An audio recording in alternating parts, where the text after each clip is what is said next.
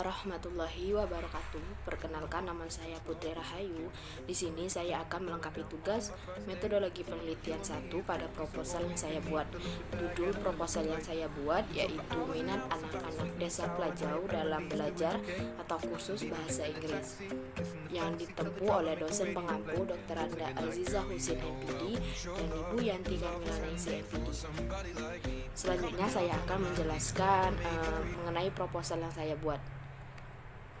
Yang pertama yaitu pada bab 3 mengenai tinjauan pusaka, di mana berisi tentang minat belajar anak-anak.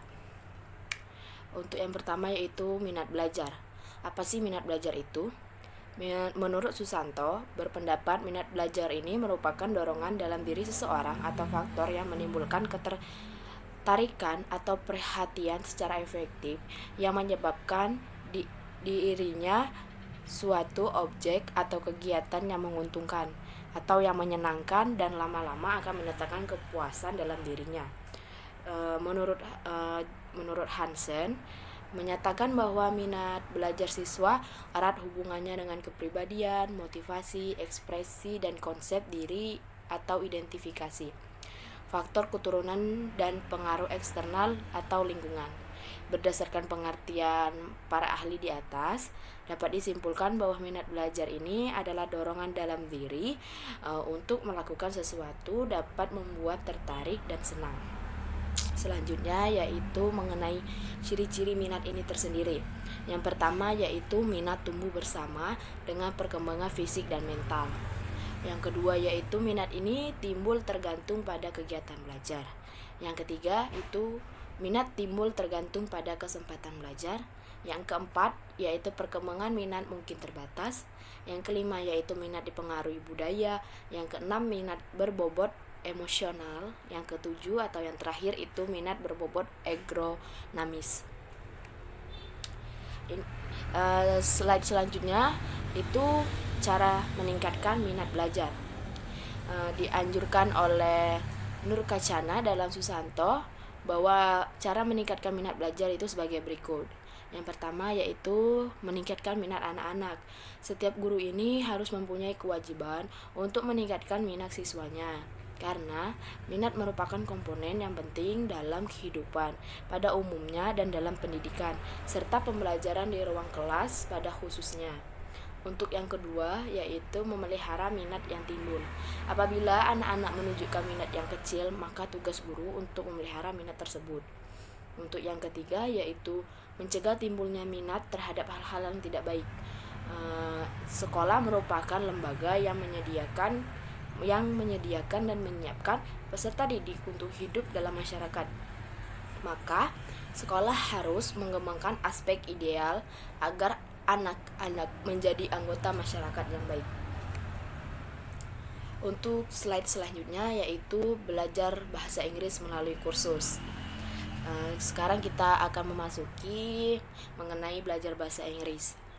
Belajar bahasa Inggris ini merupakan bahasa internasional yang populer dan sangat umum digunakan, sehingga bahasa Inggris ini menjadi salah satu mata pelajaran di sekolah formal. Namun, pelajaran bahasa Inggris ini tidak hanya dapat diperoleh melalui sekolah formal saja. Belajar bahasa Inggris ini juga dapat melalui pendidikan non formal juga, misalnya kursus bahasa Inggris yang saya ambil seperti ini. Untuk penelitian saya, masyarakat perlu mempelajari bahasa Inggris supaya dapat bersaing di era globalisasi sekarang ini, sebab tidak sedikit perusahaan yang mempersyaratkan para calon karyawan untuk memiliki keterampilan dalam belajar bahasa Inggris dan berbahasa Inggris. Belajar bahasa Inggris ini juga merupakan salah satu kegiatan yang banyak dilakukan orang untuk mengisi waktu luang. Tak hanya itu, presentasi jumlah orang yang belajar bahasa Inggris di rumah naik secara pesat saat pandemi. Di era yang serba canggih ini, belajar bahasa asing atau kursus tak perlu dilakukan secara tradisional seperti datang ke kelas.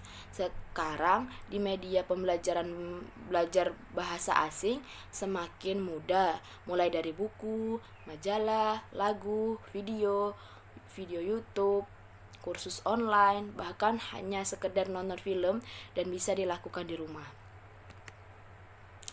Untuk manfaat tersendiri dalam kursus bahasa Inggris itu antara lain yaitu ada satu, lebih cepat memahami materi.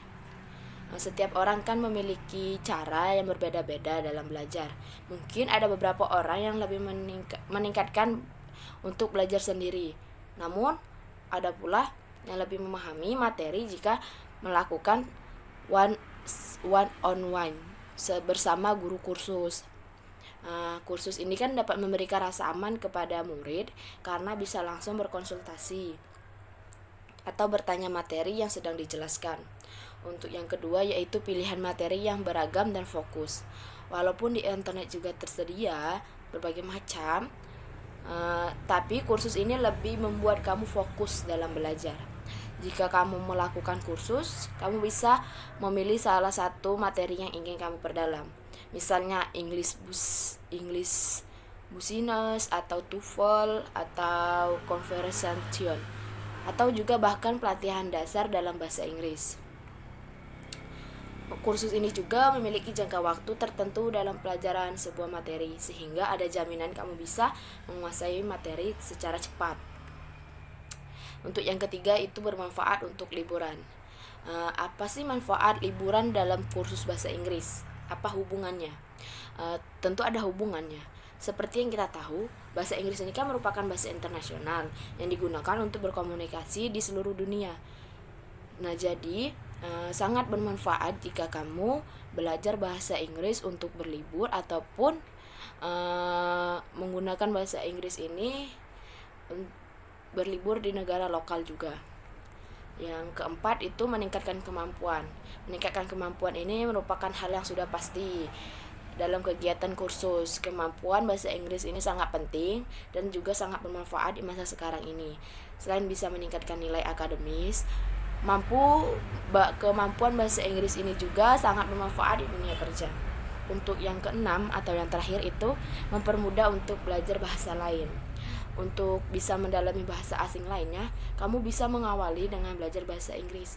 Jika kamu sudah terbiasa dengan bahasa asing, kamu bisa memulai bahasa lainnya dan menjadi bahasa ketiga bahkan bahasa keempat yang akan kamu kuasai. Untuk selanjutnya yaitu teknik evaluasi dalam kursus. Menurut Fatur Rahman, teknik evaluasi itu menjadi dua, ada tes dan non-tes. Menjadi tes berupa tes penempatan, yaitu dilakukan pada awal tahun pembelajaran untuk mengukur kesiapan siswa dan mengetahui tingkat pengetahuan yang telah dicapai sehubungan dengan pelajaran yang akan disajikan. Selanjutnya yaitu tes remedial yang juga bertujuan untuk melengkapi nilai-nilai yang kurang. Dan berdasarkan bentuk tes dibagi menjadi tes tertulis, tes lisan, dan tes praktek yang ada di kursus. Untuk minat belajar anak-anak di desa Pelajau dan kendala yang dihadapi oleh fasilitator. Minat ini kan merupakan dorongan dalam diri seseorang atau faktor yang menimbulkan ketertarikan atau perhatian secara efektif dan menyebabkan dirinya menjadi objek kegiatan yang menguntungkan, menyenangkan. Dari pengertian ini, observasi serta wawancara yang saya lakukan, anak-anak ini sangat bersemangat dalam mengikuti setiap pelajaran yang diberikan oleh Miss yang bernama Miss Rani. Dan sudah ada 32 anak-anak yang mengikuti kursus ini dari mulai kelas 1 hingga kelas 6, dibagi menjadi 3 bagian setiap harinya. Dan juga ada untuk kelas khusus itu untuk anak-anak yang dewasa itu berjumlah 2 orang. Dan juga dari wawancara yang saya lakukan kepada fasilitator, apakah kendala yang dihadapi dalam memberikan pelajaran. Kendala yang dihadapi dalam memberikan pelajaran yaitu anak-anak ini lamban dalam menerima pelajaran, serta fasilitas yang kurang dan tempat yang belum bisa mencukupi untuk pembelajaran. Mungkin itu saja pemaparan dari saya, pemaparan tentang proposal yang saya buat. Jika saya ada salah kata, saya mohon maaf. Kepada Allah saya mohon ampun. Saya akhiri. Wassalamualaikum warahmatullahi wabarakatuh.